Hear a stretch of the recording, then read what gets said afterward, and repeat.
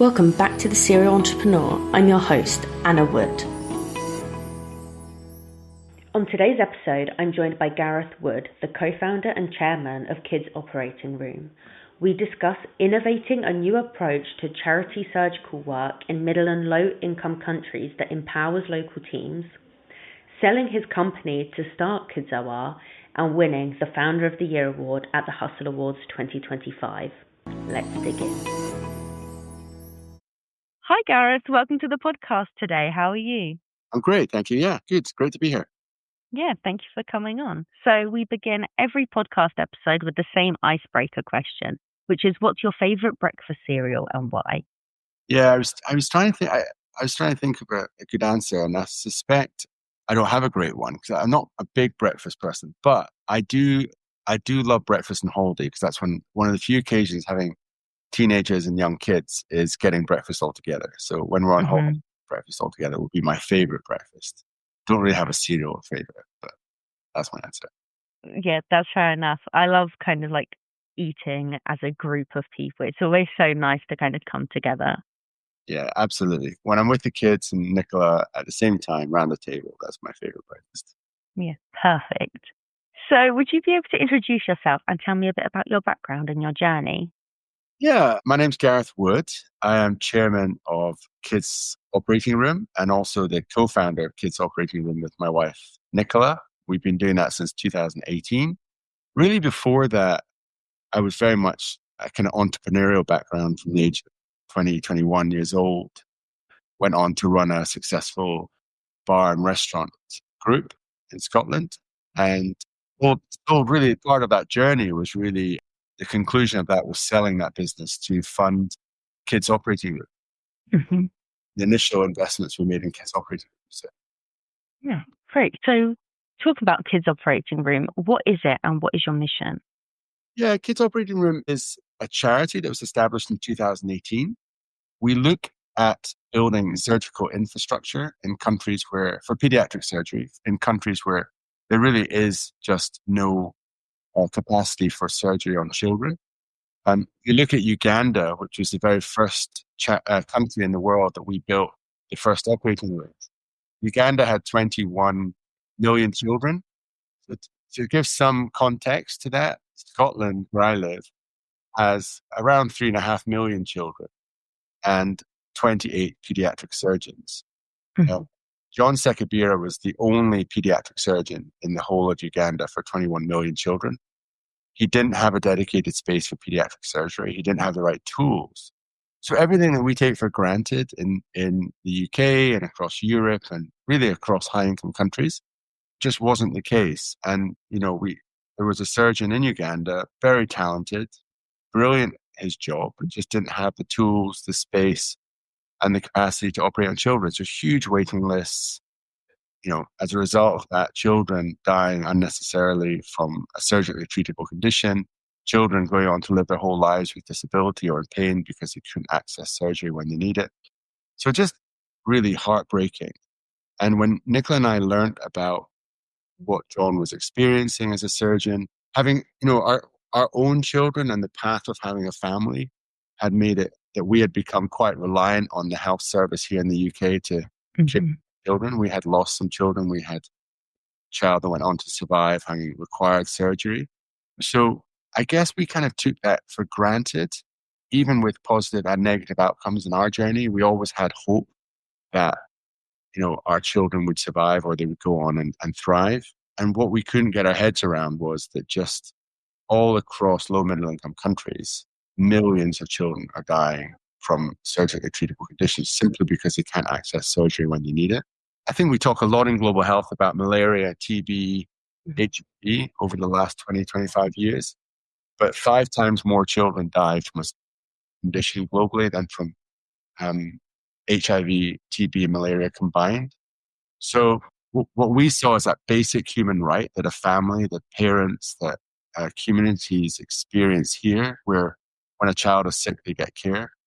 We just became very aware through the work we did with John Sekabira in Uganda that just wasn't the case. And what was interesting at the time, that was back in 2014, 4 years before we started KidsOR. This was meant to be a complete one-off. Nicola and I saw this as a small investment from a philanthropic point of view. We were going to support John. And what ended up happening was John's trainee, who had been waiting years to qualify, Nassar, years to qualify, but couldn't access enough surgical time to qualify. Suddenly, Nassar qualified, and Uganda had 2 pediatric surgeons. And we felt, well, okay, this complete one-off, let's do one more. And really, that's where the story began at Kids Operating Room. We saw the kind of tremendous impact that those 2 operating rooms had in Uganda, where children who had not been able to access surgery, who were dying, waiting to access surgery, that hope that I talked about earlier that we had as parents in the UK, suddenly there were parents in Uganda that also had the same hope that Nick and I had, where they understood that their child would be able to live a normal life or live a life whereby they're free from pain or disability or just survive something as simple as an appendicitis and to survive that rather than watching a child die from septic shock 7 days later because they couldn't access surgery and their appendix ruptured. Just tragedies that we were able to see averted. And it was inspiring. And we were just hooked. We just kind of started to learn more about what are the issues, why are so many countries don't have pediatric surgeons, why are so many countries not prioritizing pediatric surgery in their global health plans. And we decided we were going to commit the rest of our lives to doing this. And what was a one-off became 2, became 3 or 4. And really at that point in 2017, I started to have serious conversations with Nicola about, I actually want to do this for the rest of my life. I feel like we've come across something that we can actually have a tremendous global impact with. And yeah, we made the decision to sell our company. Now, that wasn't the end of my entrepreneurial life. I still have investments and other interests, but actually what I took was that entrepreneurial kind of startup life that I'd had as a running businesses. And I decided that if we were going to do this, we needed to almost take that mentality to Kids Operating Room. So Kids Operating Room started in 2018 and became a registered charity. People that joined us right at the very beginning, there's 2 or 3 key people like David Cunningham, who's still our CEO, was the CEO on day one. He's still the CEO. Surrounding myself with brilliant people was kind of part of the plan. And some of them came from the private sector, not just from the third sector. So yeah, really from day one, we started focusing completely around how do we scale this up? How can we do as much as possible? I've only got 30 good working years left in me, so I need to maximize it as much as I can and have as much impact as we can. And Nick, it was the right thing. We sold the company.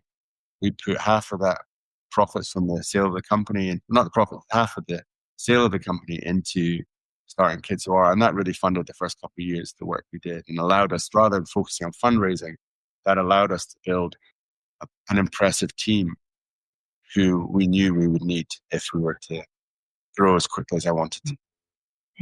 That truly is amazing. And I kind of wanted to ask, it feels like a very natural progression from you kind of starting out doing, it's just one-off, and then realizing this is what you want to do. What was that moment when you realized, like, I'm actually going to sell my business and really move on from this? Yeah. So it was actually just after the decisions. One of the eureka moments was just actually after Nicola, and it just proved that the right decision had been made. I knew that we wanted to sell the company because I wanted to, not because it was a distraction, but because I needed the money to start KidsOR. I just wanted to focus my life on something different. I'd worked in hospitality for almost 20 years. I'm kind of, at that point, I was kind of early 40s. I'd kind of slightly lost my love of the hospitality industry, just from having done it a long time and no longer feeling that challenged. So the opportunity that happened in Uganda came along at just kind of the perfect time when maybe I was looking for other opportunities and challenges. I never realized getting involved with that first operating room would have such a profound impact on me personally. And just with my connection with Nicola and I, having experienced so much of what children and parents go through here in the UK, we just couldn't believe that, there were countries in the world where, child's ill. Just what Ezra had, our eldest, born premature, both her lungs had collapsed. Ezra would have died. had she been born in another country. And in a country, in a low middle country that doesn't have a pediatric surgical service, she would have died. So for us, it was that was we'd already made that decision. But then I went to India to the Global Initiative of Children's Surgery as a kind of young, not young, but an excited. This was start young in my journey of philanthropy, and I was like convinced. I was told this was like the biggest conference in the world for global children's surgery. So I went there thinking I'm going to go meet all these people that are providing surgery for kids, that are desperately trying to, solve this unmet need. And I landed in Vellore, and a few days I would go around people saying, so what are you doing? Like, what's your involvement in global surgery? And what are we doing to try and increase access to surgery for children? And it really felt like no one had the answer, but certainly no one else was doing it. And I was like, look, we built a couple operating rooms already, and look at the impact they've had, almost like a slight pilot. I kind of thought of it as a kind of pilot, the first few that we'd built. And I was like, surely this is not the case. But I came home from Vellore going, we are the only organization that exists in the world that, and this was only a month into officially registering KidsOR, that is doing this, which was quite exciting from a business point of view. I was like, we're first to market. No one else is doing this. And actually, our model was completely different from what was being done previously, because a lot of the time, when we looked at people that were trying to solve access to surgical issues in, say, Africa, it was all mission-based work. So everyone up until, it felt like, I'm not saying this is the case, but it felt like everyone up to this point, that model of sending surgeons from the US, from the UK to Africa to operate on children, we've all know of doctors and friends who've done that. But that was the wrong model. All it did was just increase dependency on foreign aid, because these doctors fly in. Okay, it's brilliant. They do 100 operations and then they leave and go home. But no one's strengthening the health system. No one's strengthening the workforce. They might do a bit of training and things like that. But without increasing capacity for surgery by investing in the local people, in the local workforce, and when I say people, I mean the surgical team, the nurses, the doctors, the surgeons, the biomedical engineers, the anesthetists. Without investing in those people locally, all we're doing is increasing dependency on foreign aid. So my model was, our model, Kids Operating Rooms model. And, David Cunningham, myself, Nicola, those three key people at the start of Kids Operating Room, we all 100% agreed this was the right way to move forward. Was we were going to do things differently. We were going to go work with governments to establish the importance of investing in children's surgical services, work with them to identify a space within their health system, deliver state-of-the-art operating room. We're not talking about second-hand operating room equipment donated by the NHS or anything like that. This is state-of-the-art, what you would see in an NHS hospital in Scotland or anywhere in England, UK. More than 3,000 pieces of equipment in each operating room. We would go and deliver these in working hospitals to working surgical teams.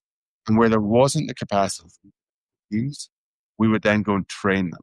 So train the surgeons, the anesthetists, the biomedical engineers that work in these operating rooms. And that is why our model has been so successful. And actually, everyone is now looking at the way we do things and going, these guys have got it right. The mission is fine. Like, it works for some people, but for that long-term sustainable impact, we're the right way. And that is strengthening the health force, strengthening the health system. And when we leave, because that's always the plan, when we hand an operating room to a country, the country is responsible for paying the salaries of the doctor, the hospital. The only thing we do beyond delivering the operating room is that we continue to maintain and service the equipment as part of a maintenance plan for 10 years. But other than that, the hospital, it's their operating room, it's their surgical team that's working in it, it's their responsibility to pay for salaries, consumables within the operating room. And the only other big change since that model is we've started introducing solar into all our operating rooms. So now all our surgeries are powered by solar panels and battery systems. That means that when the lights go out, there's lots of issues across low middle income countries with power. So when they go out, doctors are able to continue operating. Great for the environment, but it's also good for patient safety. Because Yeah. we've been in hospitals where, a nurse is holding a mobile phone light while the surgeon is finishing an operation because the lights. Yeah, that truly is amazing. It's kind of like being a trailblazer within the space, as you said, that no one else was doing it. They were doing mission work, and kind of what you're doing is making sure everything will still work down the line and it's not relying on that aid. And that was genuinely a eureka moment. I talk about it quite regularly, whereby Hmm.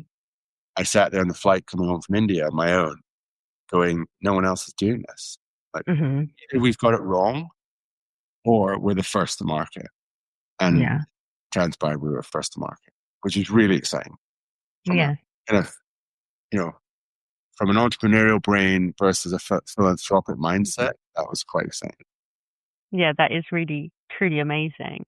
So you spoke about how your model is quite successful. How does KidsOR measure success?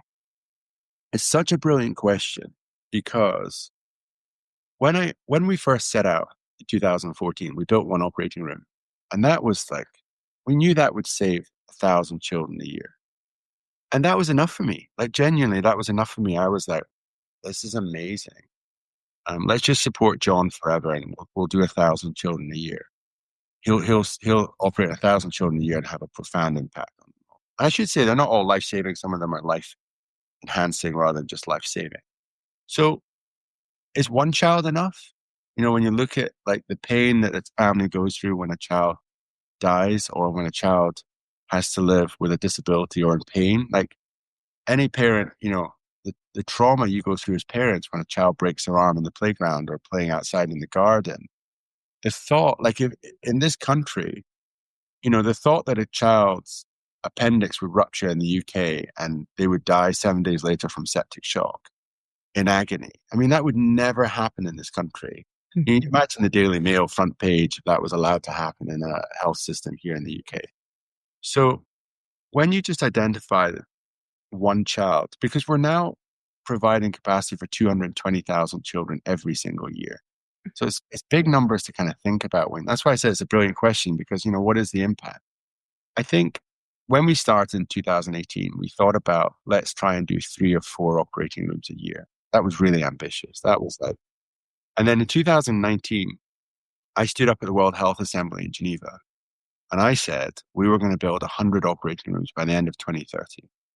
And everyone said, like, we had genuinely leaders in global health saying, like, you're mad, like, you won't do it. You're setting yourself up to fail and it's just not going to work. And in, in just in May this year, we were back at the World Health Assembly announcing to the same people in the same room, or many of the same people, that we'd completed our 100th operating room. We opened it in Botswana earlier this year in April, and then 2 days later in Ethiopia, our 101st operating room. So I don't know how to measure success. Do you measure it per child? Do you measure it per the economic benefit of investing in surgery, which is now into billions of dollars in terms of the economic impact that we've had? Is it the 220,000 children a year that we now provide capacity for surgery for? Is it finishing something 4.5 years early? I mean, in terms of philanthropy, global health, just the world as we see it, how often do people get to stand up and say, actually, that commitment we made in 2019, we finished early, and we're actually doing another 100 by 2030. So I think the success for me is measured in, like, is my desire to still there to keep doing it? And am I still as passionate today as I was 8 years ago when we started KidsOR? And I would say 100%. Mhm. For me, the success is having built up a brilliant team. I mean, let's face it, the team do most of the work. I'm, Mhm.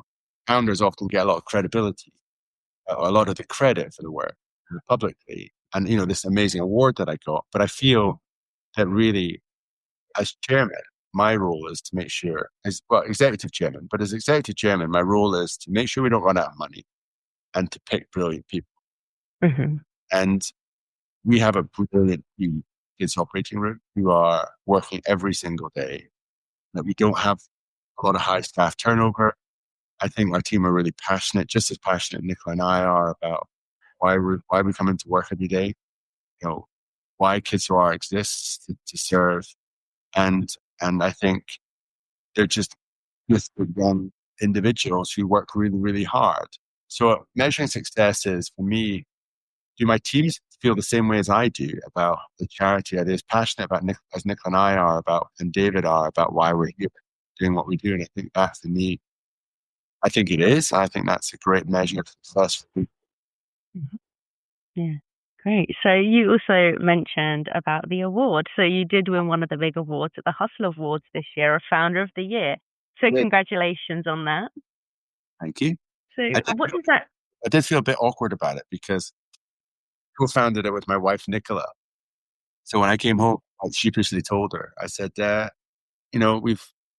won a Founders Award. So she was delighted for it. No, I'm sure she was. So what does the winning of the award mean for you, kind of both personally and professionally? I think I don't actually seek the awards that, we've got a brilliant team who, quite rightly have won several awards already for different things that we've done.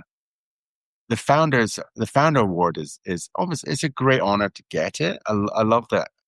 I was put forward and I was selected. I honestly, genuinely had, if I'm being totally honest, I not for a second did I think I was going to win it. So to have won it was brilliant.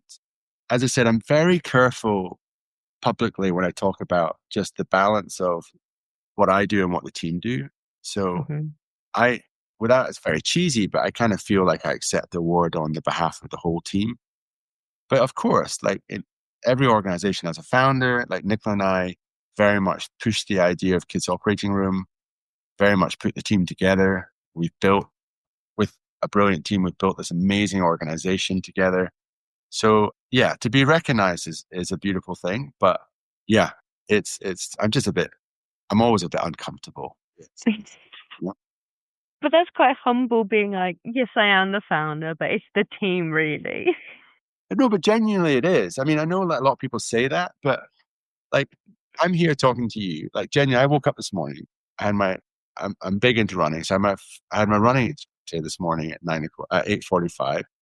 I got to take the kids to school. I get to have breakfast with my family. And then, I'm now having this lovely conversation with you at 10:30 in the morning. But I know that from 8:30 this morning, there have been people just all around the world, in the US, London, Africa, depending on timings.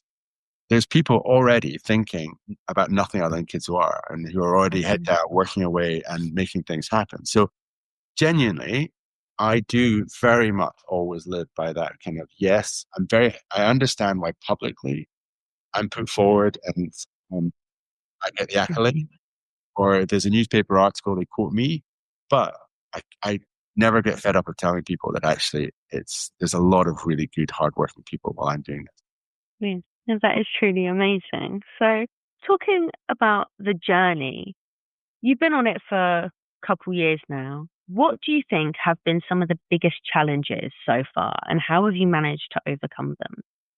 Probably there have been lots of challenges, lots of little ones.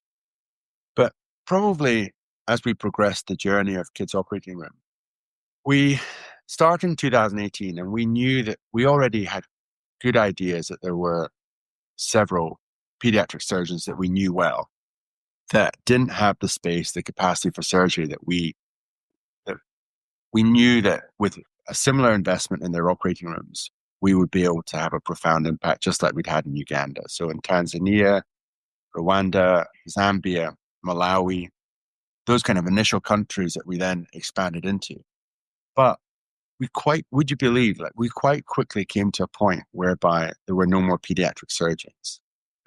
None of them just kind of that we knew of. And we realized that one of the rate limiting factors to our growth was we couldn't just keep finding pediatric surgeons and giving them an operating room. We actually had to start training surgeons.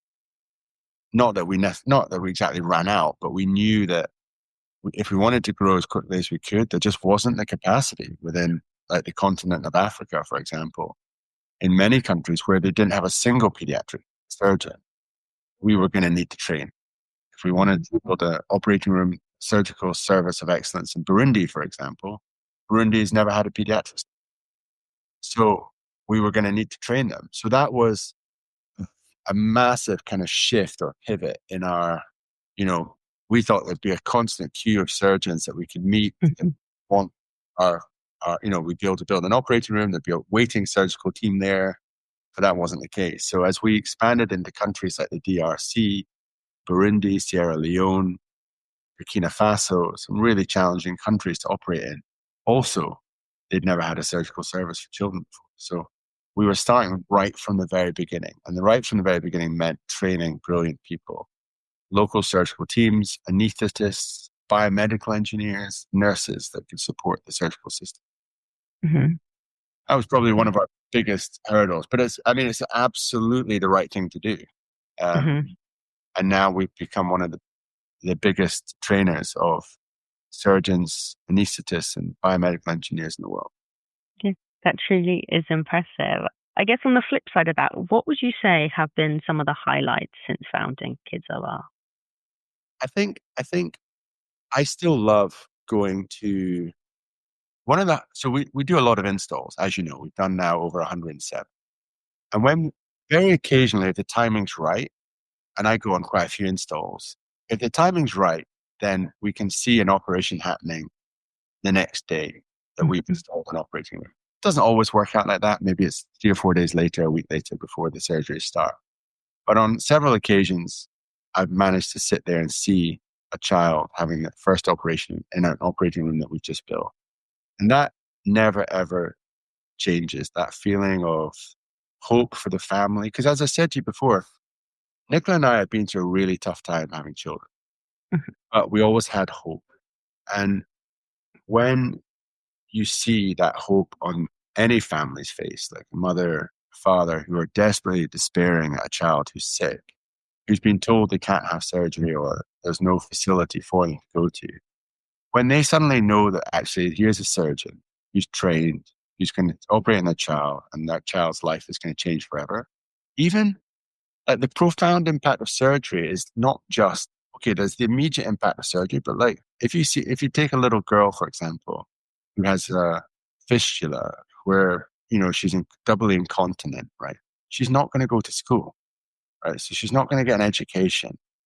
She's going to, it's already sometimes quite a tough opportunities for a young girl in a country whereby, she's not able to access surgery.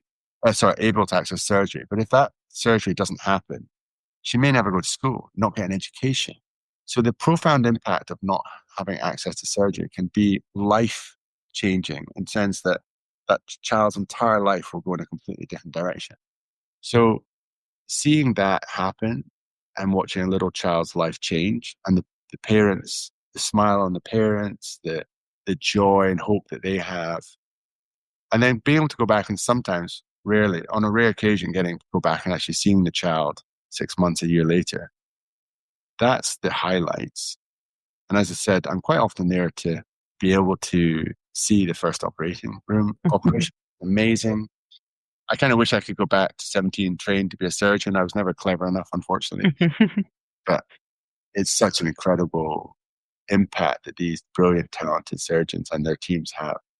The other highlights, we've never said no to challenging situations in the sense that there are countries that people don't want to go into that really are neglected. We built the world's first ever pediatric operating room in a refugee camp in northern Kenya in Kakuma. That was just incredible.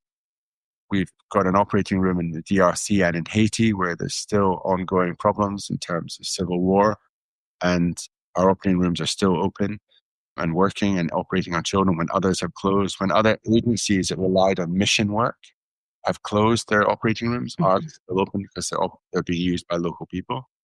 Again, proving our model works. During COVID, we shipped over 35 million pieces of PPE to Africa, all donated by the NHS, which was, again, a huge highlight. And I think opening an operating room in Kabul last year, again, another highlight to be able to go out to Afghanistan personally and see the surgeons that are working there in Ataturk Hospital in Kabul, when many, many other international agencies have pulled out of Kabul. To be able to be there and see, it's actually our busiest unit of all our 107 units. It's our busiest. And to see children who have been horribly impacted by war, decades of war, but to be able to, for them to be able to access surgery is just, again, just one of thousands of highlights. Mhm. We first hit 10,000 children that we've operated on, then it was 100,000, then we hit 500,000. And just these are kind of big moments that we always celebrate internally and within the team. It's just great. Mhm. 100 operating rooms last month, or 2 months ago with my wife there, and for us supposed to be in Ethiopia as we opened it. Again, growing, just lots of lovely moments. Not one in particular, but lots of lovely moments. Yeah, that is truly amazing, kind of knowing the impact that you're making in all these different countries. So you said about how you have 107 operating rooms already installed. What do you think have been some of the biggest lessons learned from kind of scaling this initiative? Yeah, I mean, fundraising is challenging. I mean, we rely now entirely on funding. Nicola and I still give £1 million a year, which covers most of the running costs of Kids Operating Room annually. So what's really great is that when a donor gives money to us, they know that because the costs are covered by Nicola and I, that every penny goes to the end. Um, Hmm. the the challenges that it was a question where was about challenges. So I mean, the challenges. Kind of the lessons that you've learned in scaling. So fundraising's always a topic. I don't think there's ever like a risk register in any charity right now that doesn't have fundraising at the top. So because we rely fully on fundraising, then the challenges have been scaling that up. Hmm. Fundraising, a good fundraising team has been difficult and challenging. We've had some of all the areas of our organization, the highest turnover seems to be in fundraising. But we've now got a really good, stable team here in the UK and across in the US. So fundraising's a lesson that we've kind of learned. Luckily, my CEO, that's his background, and that's been a huge help. Some of the other challenges we've learned it's just for me personally is being patient, that things are happening quick. I always want everything to happen now. I get frustrated when they don't happen quick enough. So being patient, understanding that there's processes in order to be Hmm. responsible when we're running a charity, to be safe, putting patient safety always first, putting the safety of all our staff and our teams when they're traveling is lessons learned. We work in some really, really difficult, challenging countries that require lots of security. So learning about cultures, learning about how we get staff in and out of countries safely has been lessons learned. But I think for me personally, lessons learned, I think can't do everything yourself. And, you know, I now rely entirely on a brilliant team. And I think that's something that, you know, I'm getting better at doing. Hmm. But, yeah, they're, it's like scaling up any business is any charity business is, I'm sure everyone experiences the same problems. Yeah. I think how you said you want everything done now, I think that really comes down to like that entrepreneurial mindset of I want it now because I've thought it. Absolutely. And, you know, probably my character doesn't appreciate the amount of thinking between the idea and the delivery, and Hmm. it's just like, I just assume someone else will do it. And I guess that's one of my weaknesses is I need to actually sometimes take a bit of time to think about what is the process to get from an idea to a delivery. But that's what, you know, I think David Cunningham, my CEO, I think if we were to do kind of business personality tests, I think we would score completely differently. But that's brilliant, isn't it? Because Hmm. I think we both complement each other really, really well. And where perhaps if there's any weaknesses on my part, he's there to kind of guide that. And likewise, if there's any areas that he feels maybe he's weak on, I think I guide that. So actually, and then Nicola's brilliant because she's the kind of heart of the charity in my mind. Like, whereas I'm always perhaps business. I think Nicola thinks with her heart and has a huge love for the work that we do and the children and the families, and is always reminding me that, while sometimes it's not always about statistics and numbers and papers being written about what we do and publications being made about what we do, but actually it's about the children, it's about the families. The heart behind what everything we do is that mission to give, as many children access to safe surgery as possible. Mm-hmm. So I Yeah, think so good. that the three of us is that kind of core founding team. I think we're brilliant together. Yeah, that's amazing. So kind of in the same vein, what's one lesson or piece of advice that you wish you would have known before starting the charity? I don't really know the answer to that. I think, like, I've never been scared of failing. I've had failures in the past. Never been scared of failing. I've always felt like I'd learned a lot from that process. I wouldn't want to know the answers before they happen, because actually we were totally taking a step into new territory. I think we've done stuff with KidsOR that's never been done before. So for us, there was no one to tell us how to do it. There wasn't a book you could read to say, like, how do you build 100 operating rooms across low middle income countries around the world? So we were just like slightly kind of flying the plane as we were building it. And that in itself led to some, making mistakes. That's fine. And some interesting challenges that we hadn't thought about. But certainly I don't think I would have wanted to know. Maybe if you told me how difficult it's going to be, we might not have done it. Uh, but no, so I don't really have it. It's not so much advice that someone could have given me. I just think, like, nothing happens without hard work, and nothing like this can be done without dedication of really, really good people, including me, Nicola, David, but also the entire team. So I think my advice to me, if I go back to start, just be like, keep your head up, just keep going, and it will get better. Perfect. And that leads me on to my final question of the podcast, which is, what does the future hold for yourself and KidsOR? Do you have any big plans that you can discuss?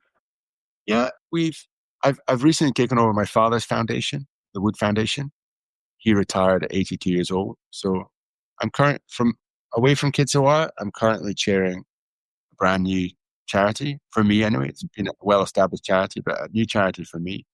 I'm taking some of the lessons learned from KidsOR into that relationship between the senior management team there and the board, and doing things a little differently than how they've been done before, but not reinventing the wheel there.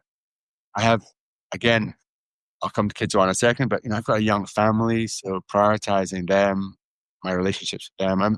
My eldest is 14 now, soon 15, and I'm like, I cannot believe she's going to be leaving home in 3 years. So I'm kind of panicking at the thought of trying to, like, have those moments with her, because I remember when I was 18, I was just off. And okay, I did call my mom once a week, but it was a few years before I started re-engaging with the family again regularly. So I know that all children will go off and disappear for a few years, and I'll really miss her when she does that. So I've got a few years left with her. My youngest is only 9, so that's great. I've got time before she leaves home.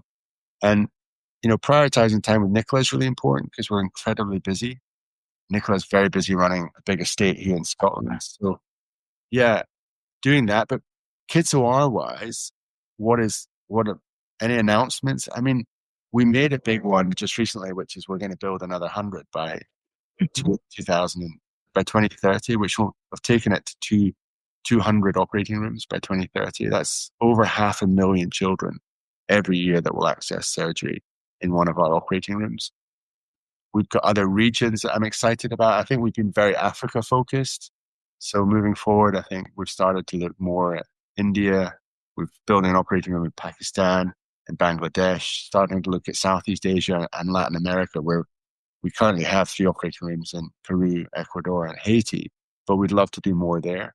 So I have to say, it sounds impressive, 100 plus operating rooms and hundreds of thousands of surgery a year, but sadly, we've barely scratched the surface. 1.75 billion children right now cannot access surgery when they need it. So our work needs to be double, triple, quadrupled. And unfortunately, in my lifetime, I'm not going to be able to achieve that.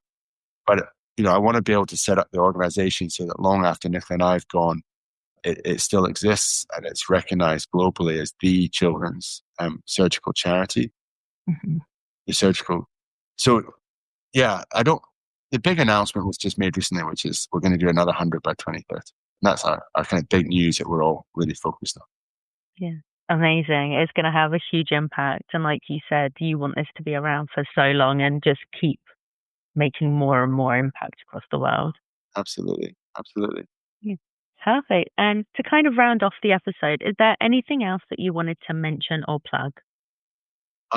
Yeah, so we have recently started a company called Global Hospital, and it is really taking a lot of the skills that we've learned from Kids Operating Room in terms of installing health infrastructure around the world and taking that to a much wider audience where we can deliver the same services, but for, let's say, an adult operating room. Or we were getting asked constantly, can you do this for us? Because we didn't want mission creep, we'd always say no. So we actually started a company called Global Hospital, and it will allow us to be able to do some of the things we already do very well with KidsOR. But the beautiful thing about it is Global Hospital is owned by Kids Operating Room. So instead of the profits of Global Hospital going to, you know, directors or shareholders, it goes back into Kids Operating Room. And that's part of our plan to become less reliant on donors, to have a more sustainable revenue income that we can spend at Kids Operating Room. But it's hugely exciting because that now has a new CEO. He'll build his own team. And we're excited about some of the products we have to offer, including the solar surgery system and some of the disaster emergency relief solutions that we're coming up with through Global Hospital is quite exciting. And yeah, and we've just started a partnership with NASA. So hugely exciting. We've got approached by NASA to look at a piece of equipment they use on the International Space Station, which is essentially an oxygen concentrator. So again, some of the challenges we face in Africa are, as well as power supplies, hence the solar system, we also have issues with producing oxygen, and oxygen is needed for surgery. So NASA have a system that works whereby tiny little system, it's unbelievable, doesn't exist anywhere in the world. And they have partnered with us to trial this system in low middle income countries, whereby we could actually have a workable oxygen solution in countries that, it's really challenging for us to get oxygen. We're going to trial with them for the next 5 years, which is massive. And they're only doing it with two companies. One is Kids Operating Room, and the other one is Blue Origin, Amazon. So I feel like we are just slowly beginning to punch for the big guys. But beautiful to be recognized by NASA and to have an opportunity to partner with them. And I'm very excited about our Dundee warehouse having NASA Research Center in big writing across the top of the building. So yeah, that's just happening. That's big announcement. Right? Yeah, that's amazing. Kind of being recognized by the NASA. The trial works. We essentially could have this system in every operating room in every hospital. Like the possibilities are huge, way beyond just pediatric surgery, but for every hospital in Africa, around the world where oxygen's a problem, this could be potentially a solution. And it's being trialed with us in Dundee in Scotland, which is very exciting. Yeah. I guess the impact of that's huge, but also there's so much more visibility for you as well that will kind of be out there, because if a NASA's only working with two different organizations and you're one of them, everyone's going to be like, oh, what are they up to? Yeah, no, it's really, and it's also little things like that. What's brilliant is a bit like when the solar system came on board and we launched that at UNGA in New York, with the United Nations in New York, and it was brilliant. It's just like the excitement the team feel for it, to be on a Zoom call. We had our entire team at last year, this big staff. I'm speaking to someone from NASA in Houston. And just like, when you start out building operating rooms, you don't think the entire team are going to be sitting in the office having lunch and chatting to NASA. So it was just awesome. It was really cool. These little moments are brilliant for motivation, for, just refocusing everyone's attention on the mission that we're doing. Yeah, it's exciting stuff. Yeah, that is so exciting. And I'm so excited to kind of keep up with Kids Operating Room and see what else you're going to do. And the fact that you're going to hopefully launch 200 operating rooms across the world. Hopefully we will. Yeah. Well, thank you so much for your time today, Gareth. It's been amazing talking to you and learning more about Kids Operating Room and the impact that you're having. Thank you very much. It's a pleasure. Perfect. Thank you so much. Thank you for the amazing award. Yes, well, you definitely deserve it. Thank you so much. Appreciate it. Take care. Perfect. Bye-bye. Thank you. Bye. If you liked this episode, be sure to subscribe to the podcast and check out Startup Magazine's socials to stay up to date on the latest startups news.